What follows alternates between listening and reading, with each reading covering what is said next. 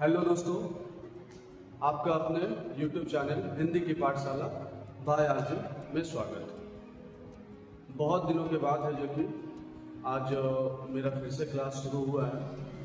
तकरीबन 4 से 5 महीने है जो कि बीत चुका है और एक नए सिरे से नए तरीके से आप लोगों के सामने मैं उपस्थित हूँ। पहले है जो कि 9th-10th के लिए मैं अक्सर वीडियो बनाया करता था, लेकिन अब जो है मैं शुरू से ग्रामर का जो भाग है उसे मैं शुरू से लेकर के चलूँगा और जो भी टॉपिक होगा वो मैं बताऊँगा। तो आज का मेरा जो टॉपिक है वो है संज्ञा।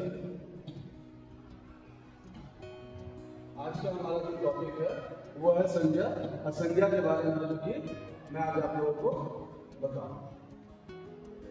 संज्ञा को जानने से पहले है जो कि हम लोग ये जानेंगे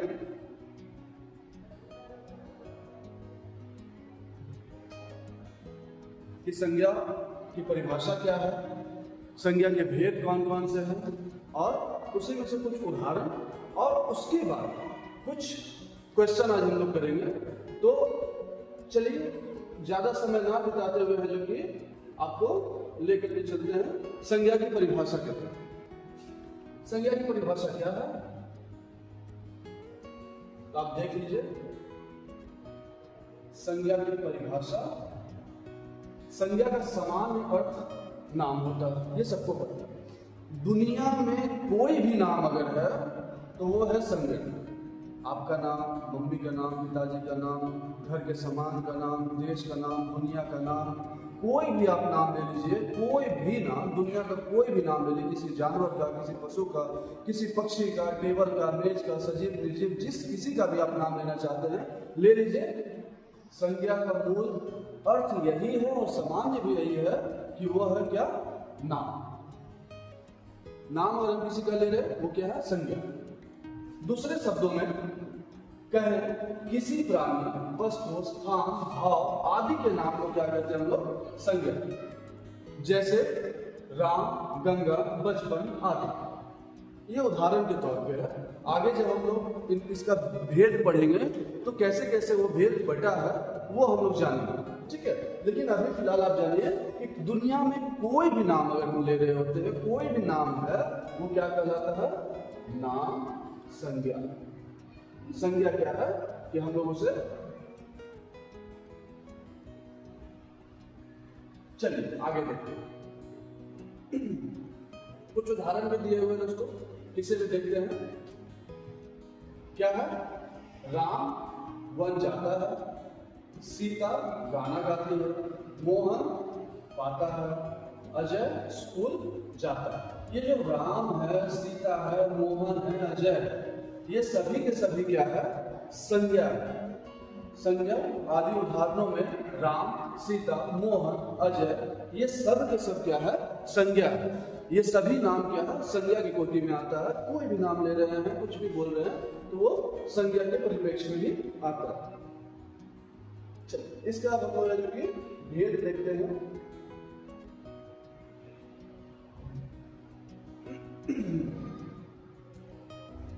कहीं कहीं पे संज्ञा के 3 भेद ही जाने जाते हैं। कौन कौन? तो व्यक्तिवाचक, जातिवाचक, भाववाचक।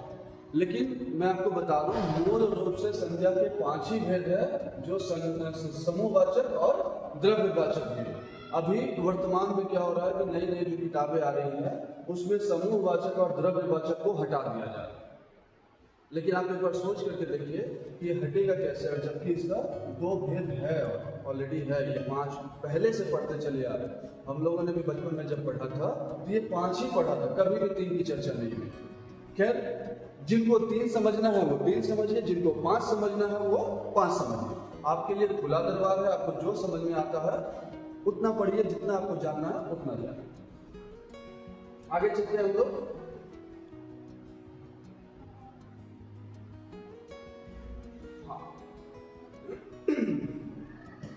व्यक्तिवाचक संज्ञा, ठीक है। व्यक्तिवाचक संज्ञा में क्या होता है कि जिन संज्ञा शब्दों से एक व्यक्ति अथवा एक ही स्थान या एक ही वस्तु का बोध होता है उसे व्यक्तिवाचक संज्ञा कहते हैं। जैसे वीरेंद्र, जैसे विद्यांचल, जैसे ताजमहल, जैसे नदी गंगा नदी, जैसे कावेरी, सरस्वती।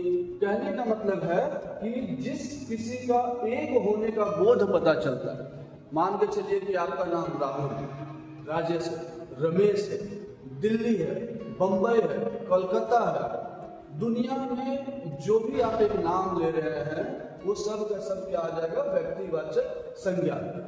ठीक है, वो किसी भी देश का नाम, किसी भी देश का नाम, किसी भी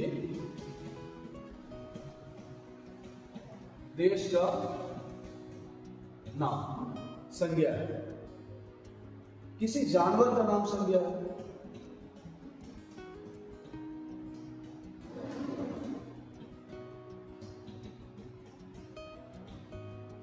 और वो व्यक्तिवाचक में आएगा। जितने भी वीरेंद्र, विंध्याचल, ताजमहल, नदी गंगा, अगर यहां नदी रहता ना, सिर्फ नदी, तो ये जातिवाचक होगा। लेकिन यहाँ नदी में गंगा दिया हुआ है, कावेरी दिया हुआ है, सरस्वती दिया हुआ है, या फिर यमुना दिया हुआ है, ये सभी का सभी क्या होगा, व्यक्तिवाचक संज्ञा में होगा।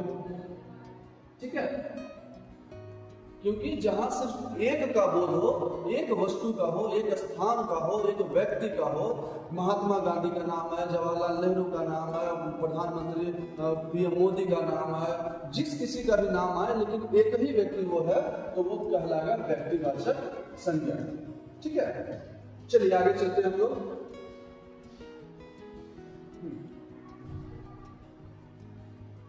व्यक्तिवाचक संज्ञा के कुछ उदाहरण चलिए हम लोग देखते हैं।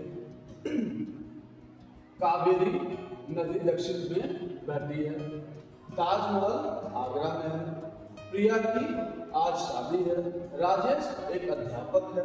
यहाँ जो कावेरी नदी का नाम आ रहा है, ताजमहल का नाम आ रहा है, प्रिया का नाम आ रहा है, राजेश का नाम आ रहा है, ये सभी के सभी क्या है, कावेरी, ताजमहल, प्रिया, राजेश आदि व्यक्तिवाचक संज्ञा के अंतर्गत आएंगे और आते भी हैं। ये जान लीजिए, जहां सिर्फ इंडिविजुअल की बात हो, व्यक्तिगत की बात हो, एक व्यक्ति की बात हो, वहां क्या होगा, व्यक्तिवाचक संज्ञा।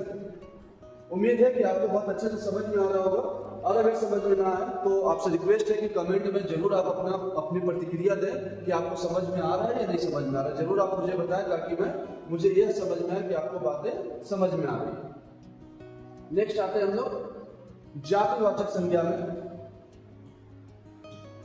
जातिवाचक संज्ञा, जातिवाचक संज्ञा क्या होता है, जिन संज्ञा शब्दों से एक ही प्रकार की अथवा एक ही जाति की वस्तु का बोध होता है, उसे जातिवाचक संज्ञा कहते हैं। जैसे मनुष्य, पशु, वृक्ष, नदी, पर्वत आदि। कहने का मतलब है कि शब्द एक हो लेकिन एक जाति का बोध करवाता हो। जैसे हम लिख देते हैं शिक्षक,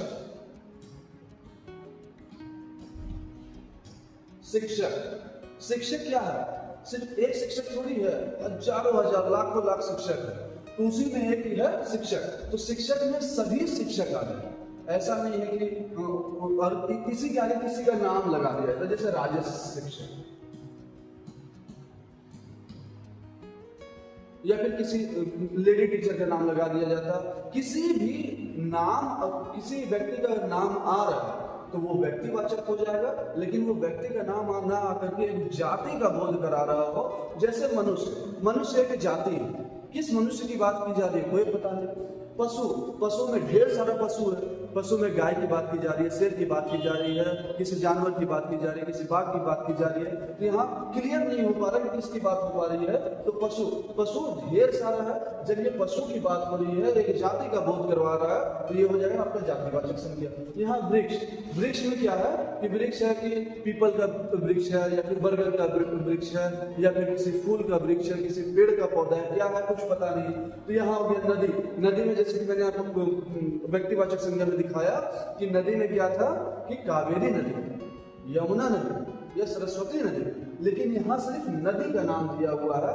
नदी बहुत सारा है, और बहुत सारा नदी होने के बाद क्या होगा कि आपका कोई एक नदी की चर्चा नहीं हो सकती। यहाँ एक पूरे जाति का बोध करवाया जा रहा है, इसलिए नदी यहाँ जातिवाचक। पर्वत भी हमारे यहाँ बहुत सारे हैं, जो कि बहुत सारे होने के कारण यह भी जातिवाचक संज्ञा में कहलाए। चलिए आगे देखते हैं, कुछ उदाहरण इसी से मिलते जुलते।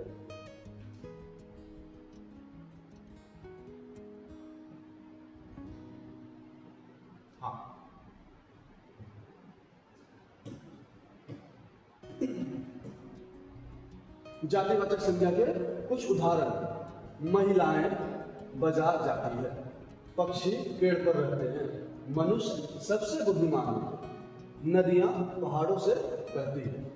उक्त वाक्यों में क्या है? महिलाएं, पक्षी, मनुष्य, नदियां, ये सभी क्या है? जातिवाचक संज्ञा में आएंगे। क्यों? कि महिलाएं, किस महिलाएं की चर्चा हो रही है कोई अता पता नहीं। किसी का नाम अगर जुड़ जाता तो ये व्यक्तिवाचक हो जाता, लेकिन यहाँ नाम नहीं जुड़ा हुआ, मतलब ये जातिवाचक। उसके बाद बात करते हैं पक्षी की। पक्षी में भी किस पक्षी की बात हो रही है? तोता की, मैना की, चील की, बाज के, कौवे की, किस पक्षी की बात हो रही है कोई अता पता नहीं। यही किसी पक्षी का नाम, जैसे कौवा का नाम दे दिया जाता, तोते का नाम दे दिया जाता, तो यहाँ व्यक्तिवाचक हो गया। लेकिन किसी का नाम नहीं दिया गया है तो वो एक जाति का बोध करवा रही है, और इसी कारण से ये हमारा क्या हो जाएगा? जातिवाचक संज्ञा। मनुष्य की बात अभी हम किए हैं। अभी नदियों की बात तो हमने किया है कि नदी क्या है, अगर एक नदी की बात हो रही हो तो, और उसके नाम के साथ हो रही हो तो वो व्यक्तिवाचक। लेकिन अगर नाम के साथ बात नहीं हो रही है, बस सिर्फ नदी दिया हुआ, तो ढेर सारी नदी, जहाँ एक वस्तु हो या फिर एक व्यक्ति हो या फिर एक समान हो तो वहां व्यक्तिवाचक। लेकिन किसी एक जाति का बोध करवा रही हो तो उसे जाति। यहाँ कुछ उदाहरण है आपके सामने, आप देख भी पा रहे होंगे। आगे बढ़ते हैं हम लोग। हाँ, भाववाचक। जिन संज्ञा शब्दों से किसी व्यक्ति एवं पदार्थ की दशा, गुण, दोष, यहाँ है दोष आदि का बोध होता है, उसे भाववाचक संज्ञा कहते हैं। जैसे बुढ़ापा, बचपन, घबराहट, मिठास, क्रोध, हंसना, रोना, ये सब सभी क्या है? भाववाचक संज्ञा के अंतर्गत आते हैं। कैसे? वो देखिए, बुढ़ापा में क्या होता है? बूढ़ा शब्द से, बूढ़ा से क्या बना? बुढ़ापा। ठीक है, अगर ये बूढ़ा होता तो ये हो जाता जातिवाचक, ये जातिवाचक संज्ञा में हो जाता। लेकिन यहाँ क्या दिया हुआ है? बुढ़ापा दिया हुआ, और बुढ़ापा होने के कारण जो कि बुढ़ापा होने के कारण यहाँ पे आपको एक फीलिंग आ रही है। फीलिंग आने के बाद भाव निकल रहा है, भाव निकलने के बाद उसे हम लोग भाववाचक संज्ञा में रख सकते हैं, कहते हैं। बचपन, बचपन, इसमें क्या है कि अगर हम बच्चा लिखते तो होता जातिवाचक, लेकिन हम राहुल बच्चा लिखते तो ये होता व्यक्तिवाचक। लेकिन हम सिर्फ लिख रहे हैं क्या? बचपन।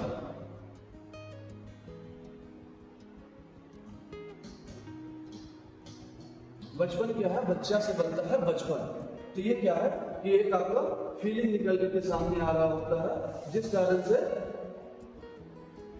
क्या होता है, इसे हम लोग भाववाचक की श्रेणी रखते हैं। अब इसको थोड़ा सा देखिए, अगर हम लोग थोड़ा सा ऊपर करते हैं और इसके उदाहरण कुछ देखते हैं तो आपको और अच्छे से समझ में आएगा।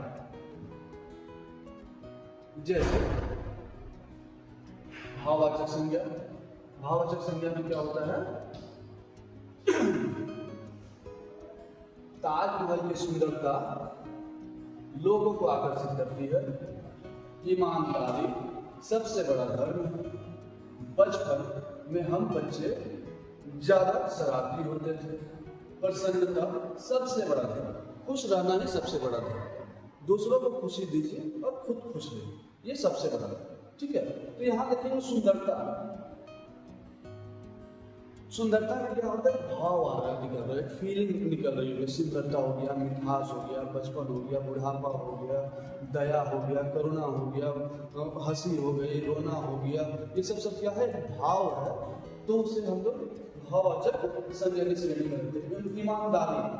ईमानदारी क्या है, ये तो फील करने की चीज़ है, आपकी भावना है जैसी वो फील करने की चीज़ है। बचपन मैंने अभी आपको बताया, खुशी भी क्या है, फील करने की चीज़ है। प्रसन्नता, जब हम खुश होते हैं तो ना तो वो कोई सामान है, ना ही कोई वस्तु है, ना तो किसी को इंडिकेट करता है, बस वो खुशी है कि वो हम इसे फील कर रहे होते हैं। उक्त वाक्यों में सुंदरता, ईमानदारी, बचपन, प्रसन्नता आदि भाववाचक संज्ञा के उदाहरण है। ठीक है, उम्मीद कर रहे हैं कि आप लोगों को बहुत अच्छे से समझ में आ रहा हो। अब नहीं आ रहा हो तो मैं फिर से आपको बता दूं कि एक बार जरूर मेरे कमेंट बॉक्स में कमेंट करें कि आपको कौन सा नहीं समझ में आ रहा, ताकि मैं फिर से उस पार्ट को अच्छे से आपको समझा दूं। ठीक है, आगे देखिए।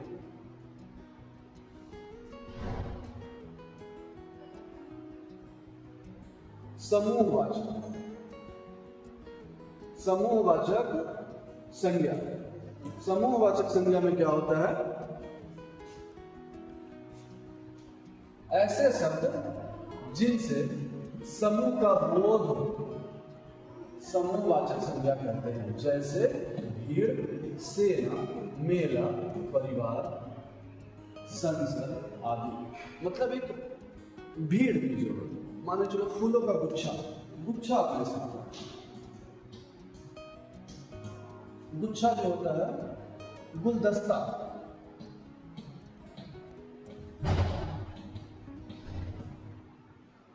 आप रख सकते हैं। तो ये क्या होता है, फूलों का, जब हम गुलदस्ता बोल रहे होते तो वो एक फूल नहीं होता है, एक फूलों का पूरा गुच्छा ही होता है।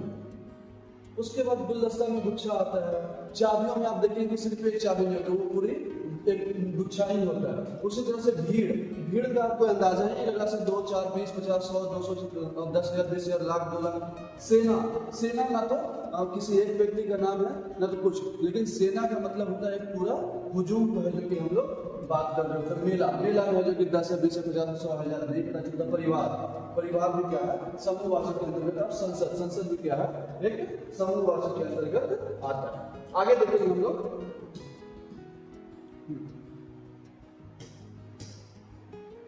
समूहवाचक के उदाहरण क्या है, आज गांव में आम सभा है। सोमवार को संसद में जोरदार हंगामा हुआ। आज रमेश के परिवार में शादी है। उक्त वाक्यों में गांव, संसद, परिवार आदि समूहवाचक संज्ञा कहलाते हैं। ये सभी क्या है, गांव, संसद, परिवार आदि, ये सब क्या है कि आपका समूहवाचक संज्ञा की कोटि में रखा जाता है। उम्मीद है कि आप बहुत अच्छे से समझ रहे होंगे। चलिए मैं फिर से एक बार सरसरी निगाहों से कि आप लोगों को दिखाता हूं कि 5 भेद कैसे कैसे हैं, ताकि आप समझ सके बढ़िया से। आप यहां देखिए, संज्ञा के 5 भेद होते हैं। ठीक है, कौन कौन? व्यक्तिवाचक, जातिवाचक, भाववाचक, समूहवाचक और द्रव्यवाचक। द्रव्यवाचक में व्यक्तिवाचक की बात मैंने कह दिया है कि जहां इंडिविजुअल, एक व्यक्ति की बात हो, या एक स्थान की बात हो, एक जगह की बात हो, एक सामान की बात हो, तो वो क्या होता है, व्यक्तिवाचक संज्ञा। अगर हम व्यक्तिवाचक के उदाहरण में देखें तो क्या दिया हुआ है, कावेरी, ताजमहल, प्रिया, राजेश, किसी का नाम जो आता है तो वो व्यक्तिवाचक में होता है। जातिवाचक में जिन संज्ञा शब्दों में एक ही प्रकार की अथवा एक ही जाति की वस्तु का बोध होता है, उसे जातिवाचक संज्ञा कहते हैं। जैसे मनुष्य, पशु, वृक्ष आदि, पर्वत, ये सब क्या है, एक जाति है, क्योंकि पूरे सभी लोगों का है, जो कि सभी लोगों की ओर इशारा कर रहे होते हैं। जातिवाचक के कुछ उदाहरण है ये। उसके बाद भाववाचक, जहां जिस शब्द से हमारे भाव निकल करके आ रहे होते हैं, हमारी फीलिंग्स होती हो, तो वहां पर जो कि भाववाचक संज्ञा की बात होती है। समूहवाचक, एक पूरे समूह की चर्चा हो रही हो, एक पूरे भीड़ की चर्चा हो रही होती है, तो उसे हम लोग समूहवाचक संज्ञा कहते हैं। एक है जो कि द्रव्यवाचक, जो 5वां हमारा भेद है। क्या होता है कि ऐसे शब्द ऐसे शब्द जिन्हें हम द्रव्य पदार्थों का बोध होता है उसे द्रव्यवाचक संज्ञा कहते हैं, जैसे धातु एवं खनिज, लोहा, सोना, चांदी आदि। खाद्य वस्तुओं में देखिए दूध, पानी, घी, तेल आदि। गैस में देखिए नाइट्रोजन, ऑक्सीजन, हाइड्रोजन, आर्गन, ये सब क्या है? द्रव्य है, जो कि हम देख रहे होते हैं कि वो मेटेलिक सामान हो या फिर गलता हुआ चीज हो, उसे हम लोग द्रव्यवाचक की श्रेणी में रखते हैं। अब थोड़ा सा आगे चलते हैं, कुछ क्वेश्चन है। क्वेश्चन देखिए, मुझे उम्मीद है कि आप 10 का 10 क्वेश्चनों का जवाब, 10 क्वेश्चन दिया हुआ, 10 का 10 का जवाब आप बहुत अच्छे से दे पाएंगे। पहला है देखिए, ये उदाहरण है कुछ द्रव्यवाचक का। इसके बाद कुछ इंपॉर्टेंट क्वेश्चन है जो आपके एग्जाम में आए दिन पूछे जाते हैं, लेकिन आप यहाँ से एक बार देख लेंगे, पढ़ लेंगे, तो फिर आपको आगे चल करके कोई दिक्कत नहीं होगी। द्रव्यवाचक में क्या है? रोहन दूध पीता है, मीरा का हार सोने का है, राजा के होगा दोस्तों, यहाँ थोड़ा टाइपिंग में रहा है।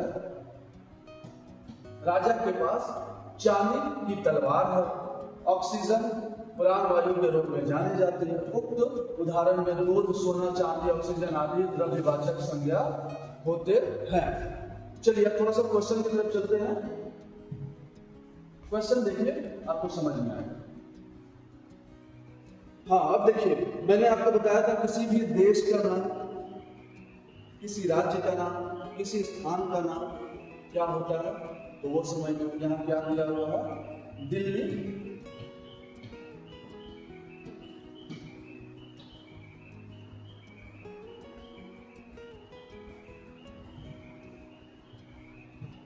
हाँ, दिल्ली किस प्रकार की संज्ञा है? आप लोग जरूर कमेंट में बताइएगा कि दिल्ली किस प्रकार की संज्ञा है। तो जातिवाचक में क्या होता है कि पूरे जाति का बोध कराता है। दिल्ली ऐसा नहीं कि 2, 4, 10, 20 को है जो पूरे जाति का बोध करवा रहा है। दिल्ली क्या है? एक है। और मैंने कहा था कि अगर इंडिविजुअल चीज है, अगर व्यक्तिगत है, कोई एक है, कोई स्थान हो, कोई व्यक्ति हो, कोई सामान हो, सिर्फ वो एक ही है, तो वो क्या होगा? आपका व्यक्तिवाचक संज्ञा। ठीक है, चलिए आगे नेक्स्ट क्वेश्चन देखते हैं।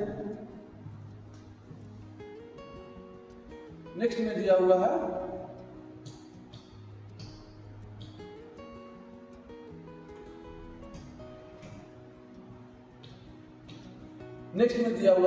नीचे दिए गए में से कौन सा शब्द भाववाचक संज्ञा है?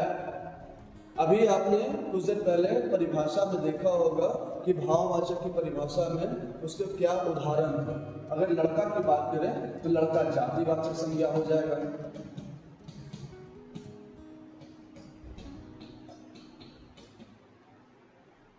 ईमानदारी की बात करें तो ये भाववाचक हो जाएगा।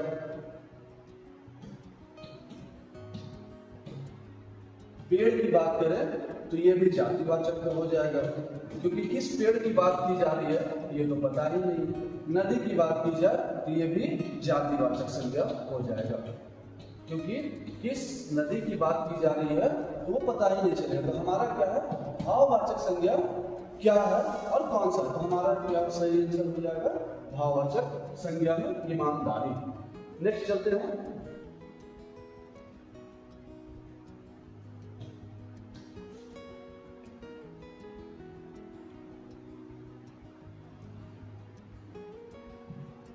हाँ, नेक्स्ट में देखिए, गाय झुंड में चल रही है, वाक्य में झुंड किस प्रकार की संज्ञा है? झुंड, मैंने अभी आपको क्या बताया था कि झुंड में बात जहां हो रही हो, बात जहां सभा में बात हो रही हो, जहां गुच्छे की बात हो रही हो, जहां सेना की बात हो रही हो, वहां क्या हो जाता है? आपका समूहवाचक। अगर व्यक्तिवाचक की बात की जाए तो अगर सिर्फ किसी का नाम रहता तो वो व्यक्तिवाचक हो जाता, जैसे राजेश। जातिवाचक की बात हो जाती तो लड़का हो सकता है। समूहवाचक की बात है तो झुंड, और भाववाचक की बात है तो हम उसे मिठास कह सकते हैं। ठीक है, नेक्स्ट देखते हैं। नेक्स्ट में दिया हुआ है पुस्तक किस प्रकार की संज्ञा है, पुस्तक किस प्रकार की संज्ञा है। तो पुस्तक में क्या होगा, अगर मान लीजिए चलिए कि हम लोग व्यक्तिवाचक की बात करते हैं,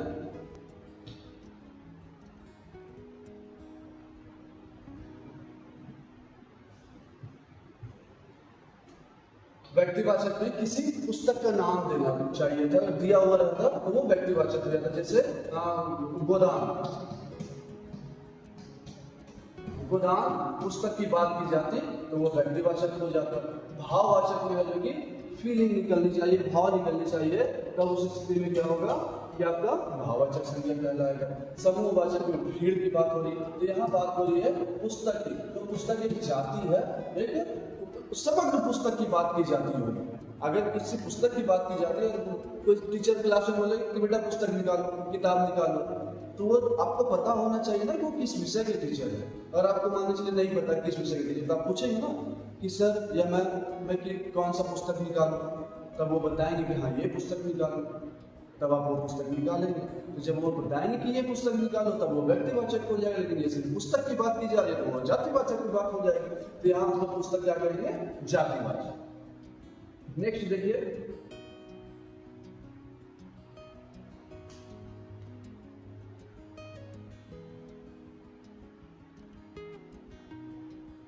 नेक्स्ट में देखिए क्या दिया हुआ है, नीचे दिए गए में से कौन सा शब्द व्यक्तिवाचक संज्ञा है।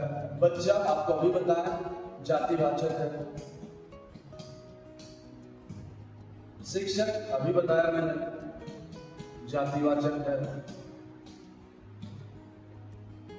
महात्मा गांधी ये व्यक्तिवाचक है, क्योंकि अभी मैंने कहा ना कि महात्मा गांधी, भीमराव अम्बेडकर और अन्य किसी भी व्यक्ति का नाम लेकर जब बात की जा रही होगी ये व्यक्तिवाचक। बगीचा ये सब क्या है, ये जातिवाचक हो जाएगा। ठीक है, चलिए आगे चलते हैं। हाँ, इसे देखिए, सौंदर्य शब्द किस प्रकार की संज्ञा है। व्यक्तिवाचक गलत, जातिवाचक गलत, भाववाचक। सौंदर्य, सौंदर्यता ये सब क्या है, आपका भाववाचक है। समूह गलत, तो आपका सही क्या होगा, भाववाचक संज्ञा। नेक्स्ट देखिए, 7वां प्रश्न, फूलों का गुलदस्ता में गुलदस्ता, अभी मैंने आपको थोड़ी देर पहले बताया, अगर आप ध्यान दिए होंगे तो गुलदस्ता किस प्रकार की संज्ञा है वो बतलाना। तो गुलदस्ता जो है जातिवाचक तो नहीं है, व्यक्तिवाचक भी नहीं है, भाववाचक भी नहीं है, यहाँ है समूह। क्योंकि गुलदस्ता में क्या होता है कि एक सिर्फ फूल नहीं होता है, कई सारे फूल मिल करके क्या होता है कि तैयार होता है, तो वो गुलदस्ता है जो कि आपका समूहवाचक कहलाएगा। नेक्स्ट देखिए,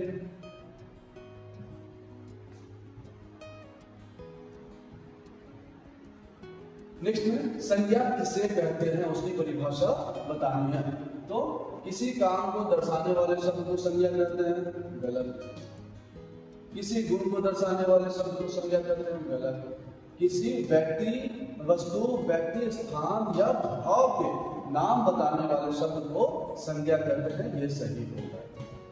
किसी संख्या को बताने वाले शब्द को संज्ञा कहते हैं, बिल्कुल भी नहीं, ये भी रॉन्ग हो जाएगा। तो ये आपका सी ऑप्शन सही होगा।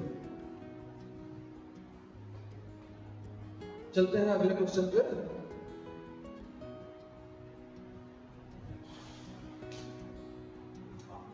नीचे दिए गए में से कौन सा जातिवाचक संज्ञा है। आगरा एक ही स्थान है, यह हो जाएगा आपका व्यक्तिवाचक। डॉक्टर, प्रेम, सेना, डॉक्टर आपका सही हो जाएगा क्योंकि डॉक्टर एक जाति का बोध करवाता है। प्रेम ये हो जाएगा आपका भाववाचक संज्ञा।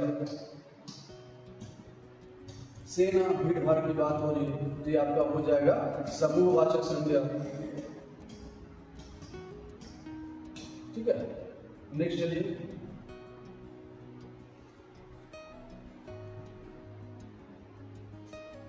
राम पढ़ाई कर रहा है, वाक्य में राम किस प्रकार की संज्ञा है।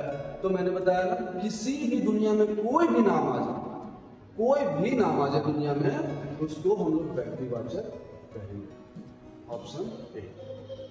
ठीक है। जातिवाचक भाव है जो कि आपका किसी एक जाति का बोध करवा। भाववाचक में आपका क्या है, थोड़ा सा फील दिलवाता है, हंसना, रोना, गाना, ये सब क्या है भाववाचक में है। समूहवाचक में भीड़ की है जो कि भीड़ भाड़ वाले इलाके की, मेला की बात होगी वहाँ समूहवाचक हो जाएगा। गुच्छा की बात होगी वहाँ समूहवाचक की बात हो जाएगी। गुलदस्ता की बात होगी वहाँ समूहवाचक हो जाएगा। भीड़ की बात होगी वहाँ समूहवाचक हो जाएगा। सेना की बात होगी वहाँ समूहवाचक हो जाएगा, है ना। तो इस तरीके से चलिए, इस तरीके से है जो कि आज का हमारा टॉपिक और आज का सेशन यही खत्म होता है। उम्मीद करता हूँ कि आप लोगों को सभी कुछ अच्छे से समझ में आ गया होगा। अगर आपको समझ में नहीं आया होगा तो आप मुझे कमेंट बॉक्स में जरूर कमेंट करके बताएंगे कि आपको कौन सा टॉपिक समझ में नहीं आया या फिर संज्ञा के किस भाग को आप समझ नहीं पाए। ठीक है। और उम्मीद करता हूँ कि आप लोगों को सभी कुछ समझ में आ गया होगा। आप यदि इसी तरह की वीडियोस चाहते हैं तो आप मेरे से जरूर जुड़े, मेरे चैनल को सब्सक्राइब करें, लाइक करें और उसी के बगल में जस्ट बेल आइकन का बटन होगा उसे जरूर दबाएं। और इसी तरह का जो भी वीडियो मैं आज के बाद डालता रहूँगा वो आपके पास क्या है पहुँचता रहेगा। और अब लगातार वीडियो आएगा दोस्तों। मैं आपको बता दूं कि लगभग 5-6 महीने से मैं कोई वीडियो नहीं बना रहा था, लेकिन अब मैं बता दूं कि वीडियो जो है वो लगातार आएगा, हमेशा आएगा। और हिंदी से जो भी मटेरियल है वो हमारे चैनल पे मिलता रहेगा। अभी के लिए है जो कि आपसे अलविदा चाहता हूं। धन्यवाद, थैंक यू, जय हिंद, जय भारत।